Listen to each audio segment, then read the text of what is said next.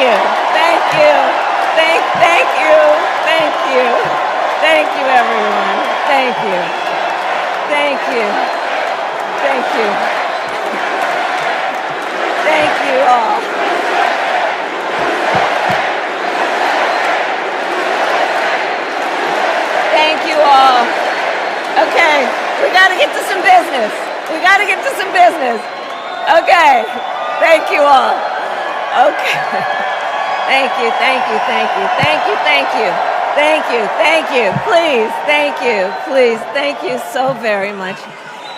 Thank you, everyone. Thank you, everyone. Thank you. Okay, let's get to business. Let's get to business. All right.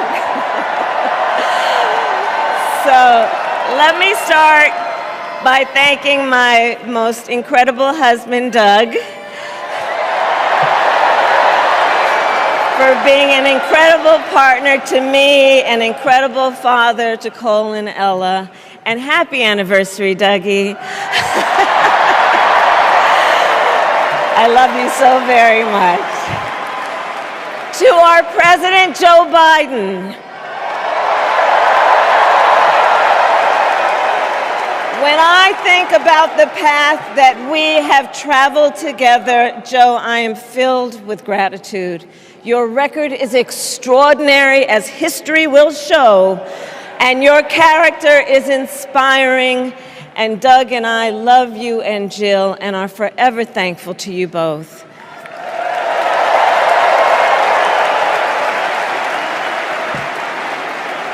And to Coach Tim Walz,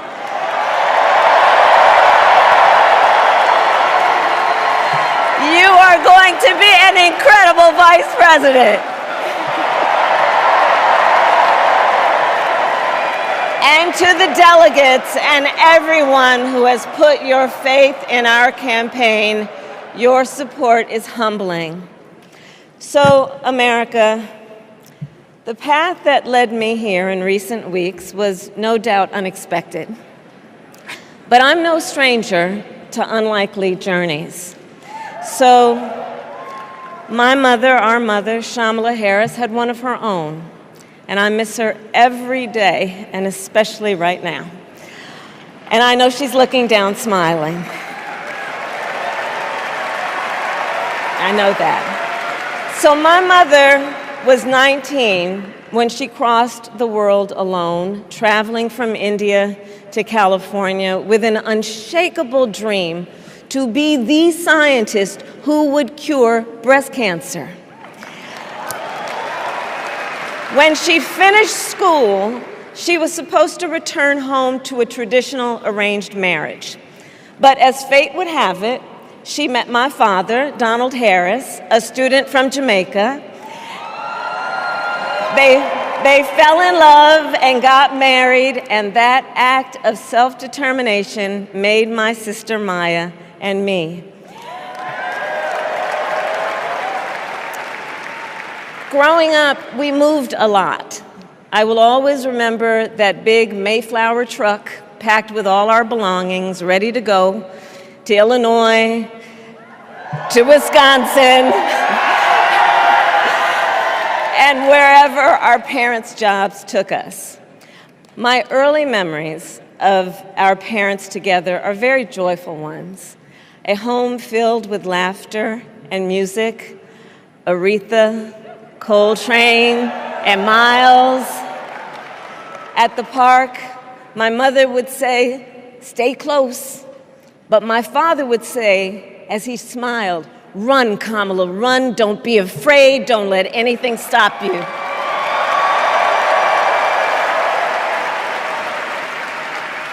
From my earliest years, he taught me to be fearless. But the harmony between my parents did not last. When I was in elementary school, they split up. And it was mostly my mother who raised us. Before she could finally afford to buy a home, she rented a small apartment in the East Bay. In the Bay, you either live in the hills or the flatlands. We lived in the flats. A beautiful working-class neighborhood of firefighters, nurses, and construction workers, all who tended their lawns with pride. My mother, she worked long hours, and like many working parents, she leaned on a trusted circle to help raise us. Mrs. Shelton, who ran the daycare below us and became a second mother. Uncle Sherman, Aunt Mary, Uncle Freddie, Auntie Chris. None of them family by blood, and all of them family by love.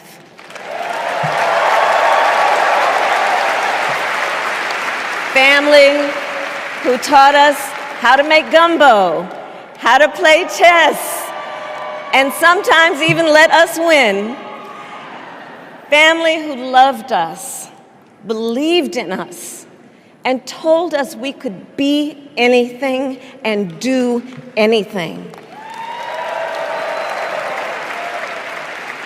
They instilled in us the values they personified: community, faith, and the importance of treating others as you would want to be treated, with kindness, respect, and compassion. My mother was a brilliant, 5-foot-tall, brown woman with an accent. And as the eldest child, I saw how the world would sometimes treat her. But my mother never lost her cool. She was tough, courageous, a trailblazer in the fight for women's health, and she taught Maya and me a lesson that Michelle mentioned the other night. She taught us to never complain about injustice, but do something about it. Do something about it. That was my mother. And she taught us, and she also taught us, and never do anything half-assed. And that is a direct quote. A direct quote.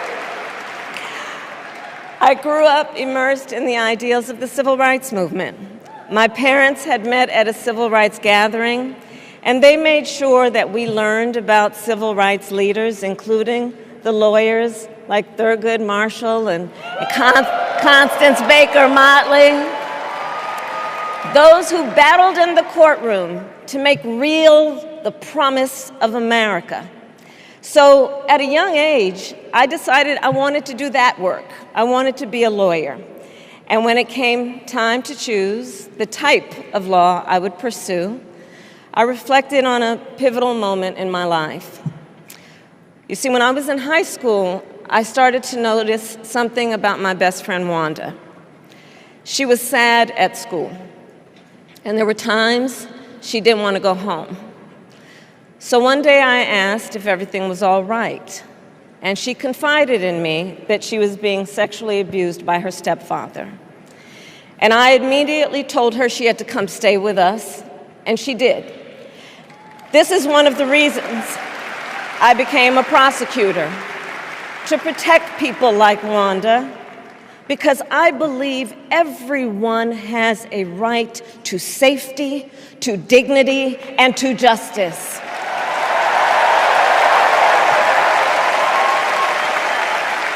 As a prosecutor, when I had a case, I charged it not in the name of the victim, but in the name of the people.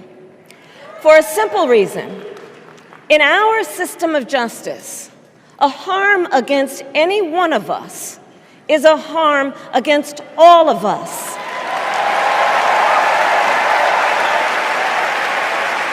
And I would often explain this to console survivors of crime, to remind them no one should be made to fight alone. We are all in this together. And every day in the courtroom, I stood proudly before a judge and I said 5 words: Kamala Harris for the people.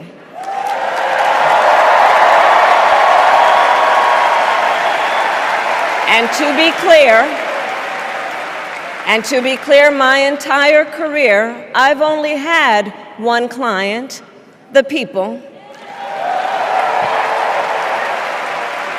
And so, on behalf of the people, on behalf of every American, regardless of party, race, gender, or the language your grandmother speaks, on behalf of my mother and everyone who has ever set out on their own unlikely journey, on behalf of Americans like the people I grew up with, people who work hard, chase their dreams, and look out for one another, on behalf of everyone whose story could only be written in the greatest nation on earth, I accept your nomination to be President of the United States of America.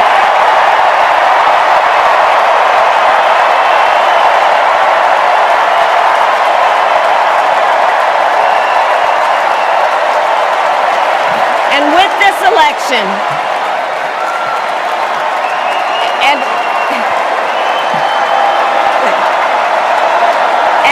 this election, our nation with this election has a precious, fleeting opportunity to move past the bitterness, cynicism, and divisive battles of the past, a chance to chart a new way forward. Not as members of any one party or faction, but as Americans. And let me say, I know there are people of various political views watching tonight, and I want you to know, I promise to be a president for all Americans. You can always trust me to put country above party and self, to hold sacred America's fundamental principles, from the rule of law to free and fair elections to the peaceful transfer of power.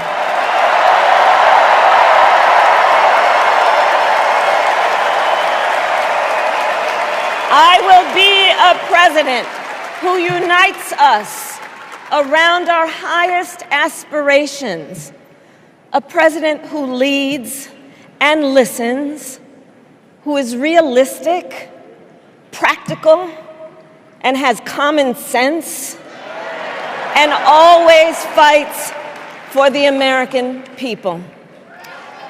From the courthouse to the White House, that has been my life's work. As a young courtroom prosecutor in Oakland, California, I stood up for women and children against predators who abuse them. As Attorney General of California, I took on the big banks, delivered $20 billion for middle-class families who faced foreclosure, and helped pass a homeowner Bill of Rights, one of the first of its kind in the nation. I stood up for veterans and students being scammed by big for-profit colleges, for workers who are being cheated out of their wages, the wages they were due, for seniors facing elder abuse. I fought against the cartels who traffic in guns and drugs and human beings, who threaten the security of our border and the safety of our communities. And I will tell you, these fights were not easy, and neither were the elections that put me in those offices. We were underestimated at practically every turn, but we never gave up, because the future is always worth fighting for. And that's the fight we are in right now, a fight for America's future.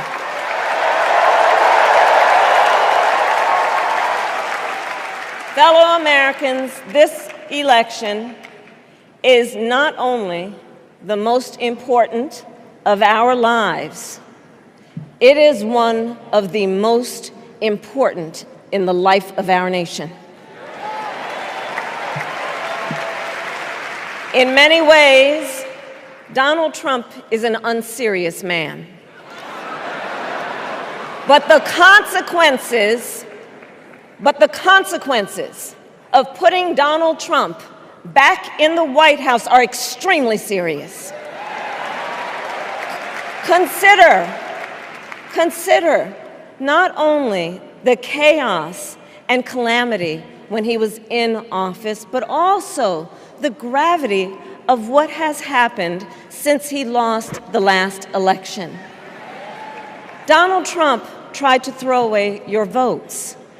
When he failed, he sent an armed mob to the United States Capitol, where they assaulted law enforcement officers.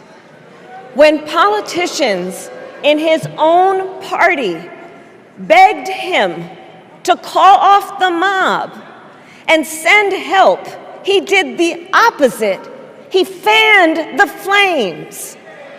And now, for an entirely different set of crimes, he was found guilty of fraud by a jury of everyday Americans, and separately found liable for committing sexual abuse. And consider what he intends to do if we give him power again. Consider his explicit intent to set free violent extremists who assaulted those law enforcement officers at the Capitol. His explicit intent to jail journalists, political opponents, and anyone he sees as the enemy. His explicit intent to deploy our active duty military against our own citizens. Consider the power he will have, especially after the United States Supreme Court just ruled that he would be immune from criminal prosecution. Just imagine Donald Trump with no guardrails, and how he would use the immense powers of the presidency of the United States, not to improve your life, not to strengthen our national security, but to serve the only client he has ever had, himself.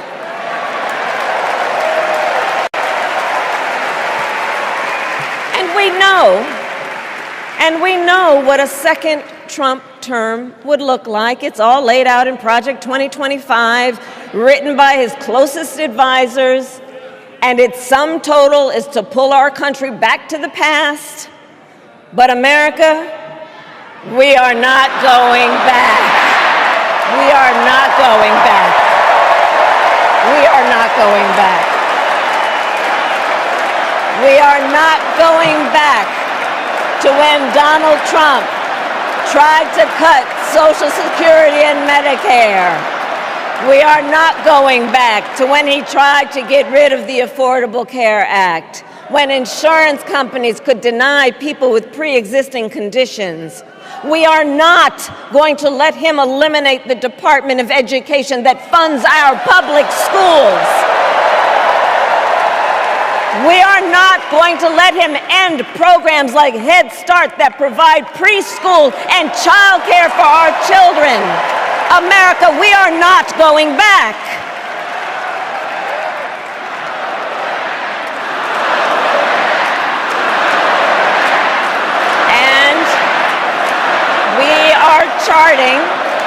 And we are charting a new way forward.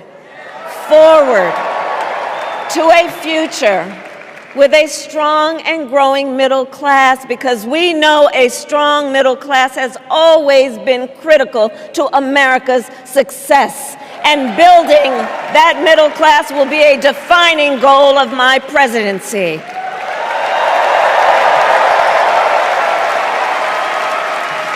And I'll tell you, this is personal for me. The middle class is where I come from. My mother kept a strict budget. We lived within our means, yet we wanted for little. And she expected us to make the most of the opportunities that were available to us and to be grateful for them.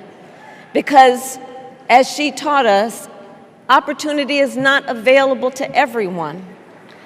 That's why we will create what I call an opportunity economy where everyone has the chance to compete and a chance to succeed. Whether you live in a rural area, small town, or big city. And as president, I will bring together labor and workers and small business owners and entrepreneurs and American companies to create jobs, to grow our economy, and to lower the cost of everyday needs like health care and housing and groceries. We will provide access to capital for small business owners and entrepreneurs and founders.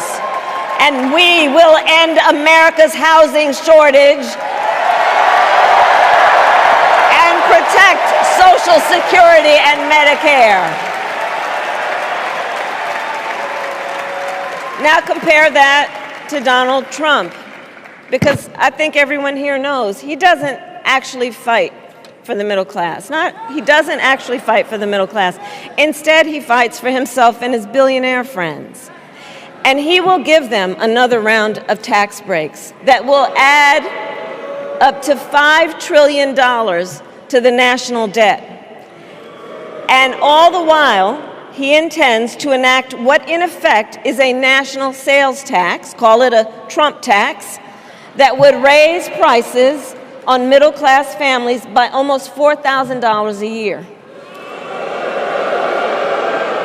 Well, instead of a Trump tax hike, we will pass a middle-class tax cut that will benefit more than 100 million Americans.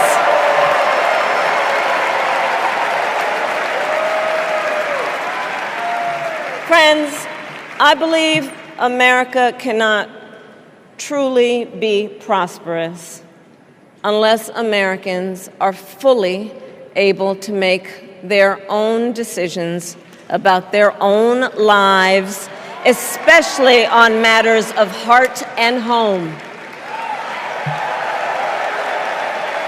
But tonight, in America, too many women are not able to make those decisions. And let's be clear about how we got here.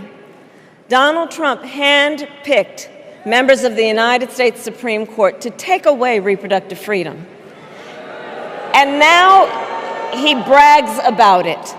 In his words, quote, "I did it and I'm proud to have done it," end quote. Well, I'll tell you, over the past 2 years, I've traveled across our country, and women have told me their stories. Husbands and fathers have shared theirs. Stories of women miscarrying in a parking lot, developing sepsis, losing the ability to ever again have children, all because doctors are afraid they may go to jail for caring for their patients. Couples just trying to grow their family, cut off in the middle of IVF treatments. Children who have survived sexual assault, potentially being forced to carry a pregnancy to term. This is what's happening in our country because of Donald Trump. And understand, he is not done. As a part of his agenda, he and his allies would limit access to birth control, ban medication abortion, and enact a nationwide abortion ban with or without Congress. And get this,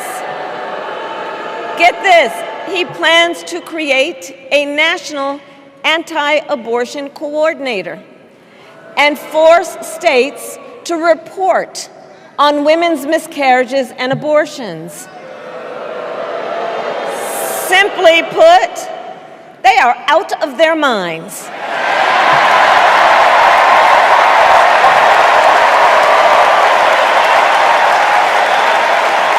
And one must ask, why exactly is it that they don't trust women? Well, we trust women. We trust women. And when Congress passes a bill to restore reproductive freedom, as President of the United States, I will proudly sign it into law.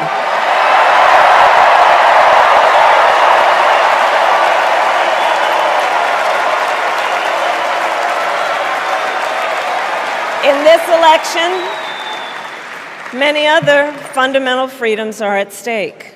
The freedom to live safe from gun violence in our schools, communities, and places of worship.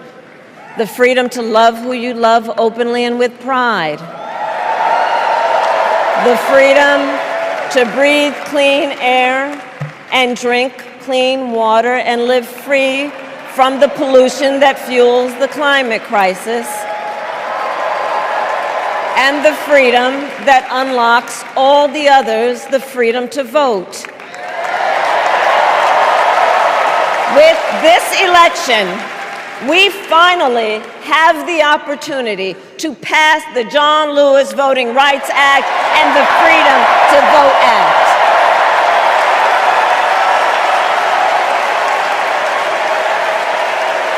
And let me be clear. After decades in law enforcement, I know the importance of safety and security, especially at our border.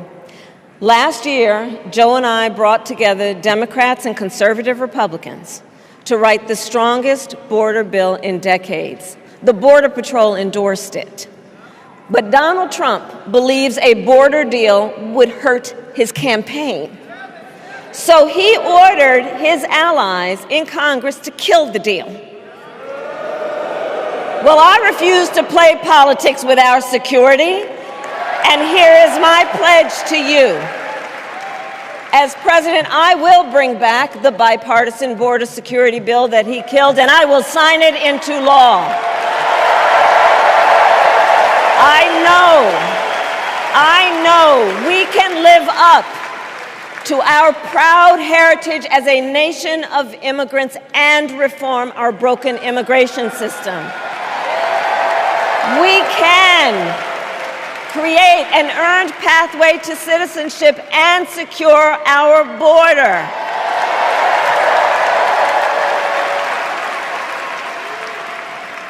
And America, we must also be steadfast in advancing our security and values abroad. As Vice President, I have confronted threats to our security, negotiated with foreign leaders, strengthened our alliances, and engaged with our brave troops overseas. As Commander-in-Chief, I will ensure America always has the strongest, most lethal fighting force in the world. And I will fulfill our sacred obligation to care for our troops and their families, and I will always honor and never disparage their service and their sacrifice.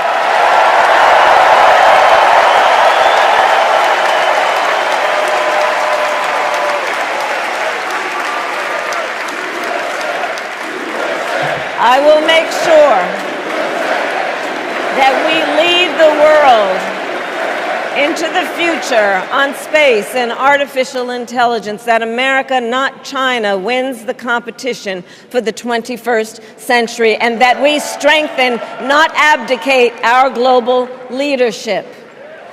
Trump, on the other hand, threatened to abandon NATO. He encouraged Putin to invade our allies, said Russia could, quote, do whatever the hell they want.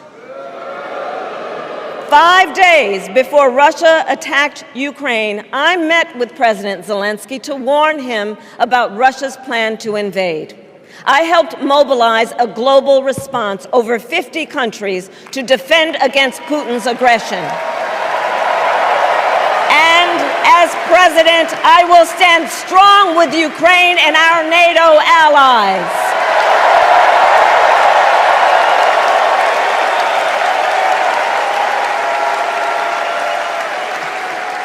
With respect to the war in Gaza, President Biden and I are working around the clock, because now is the time to get a hostage deal and a ceasefire deal done.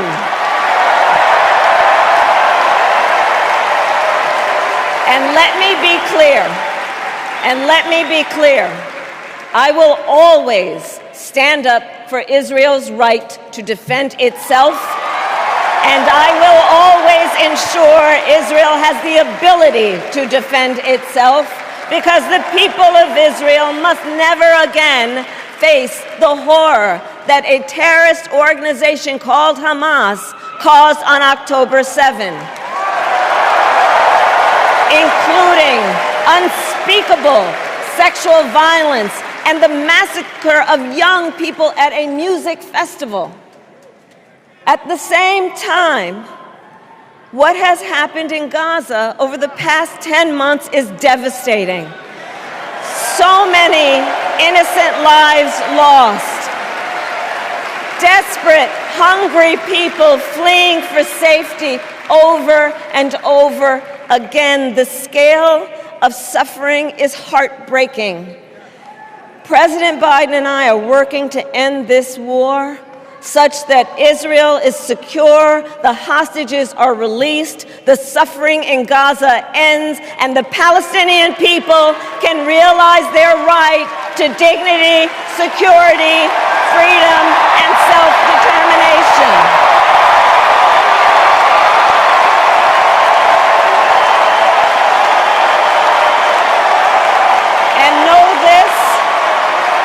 I will never hesitate to take whatever action is necessary to defend our forces and our interests against Iran and Iran-backed terrorists. I will not cozy up to tyrants and dictators like Kim Jong-un who are rooting for Trump.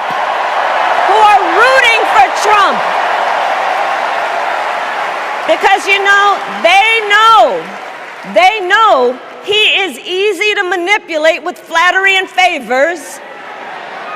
They know Trump won't hold autocrats accountable because he wants to be an autocrat himself. And as president, I will never waver in defense of America's security and ideals, because in the enduring struggle between democracy and tyranny, I know where I stand, and I know where the United States belongs.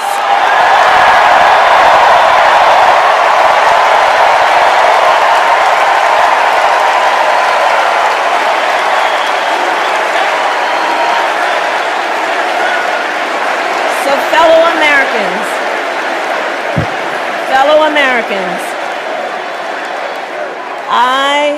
I love our country with all my heart. Everywhere I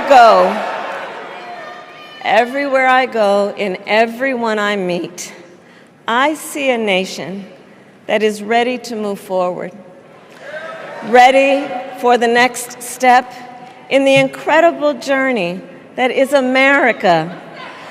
I see an America where we hold fast to the fearless belief that built our nation and inspired the world, that here, in this country, anything is possible, that nothing is out of reach.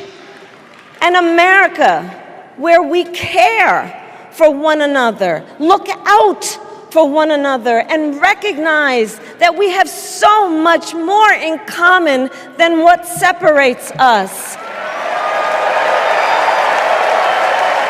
That none of us has to fail for all of us to succeed. And that in unity there is strength. You know, our opponents in this race are out there every day denigrating America, talking about how terrible everything is. Well, my mother had another lesson she used to teach. Never let anyone tell you who you are. You show them who you are. America, let us show each other and the world who we are and what we stand for. Freedom, opportunity, compassion, dignity, fairness, and endless possibilities.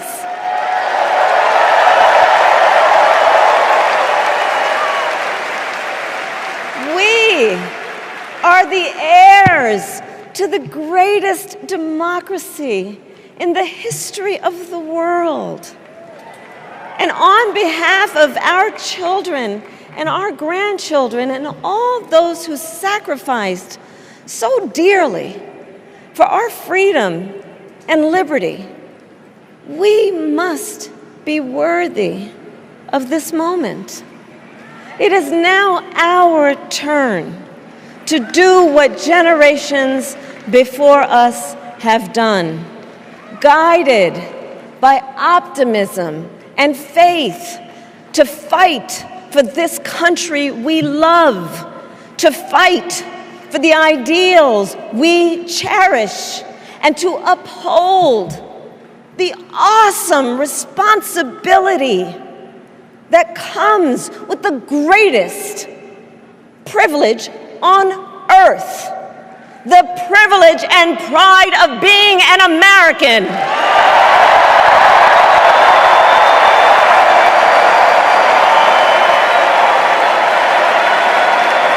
So let's get out there, let's fight for it, let's get out there, let's vote for it, and together let us write the next great chapter in the most extraordinary story ever told.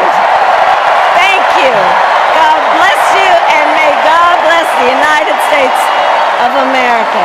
Thank you all.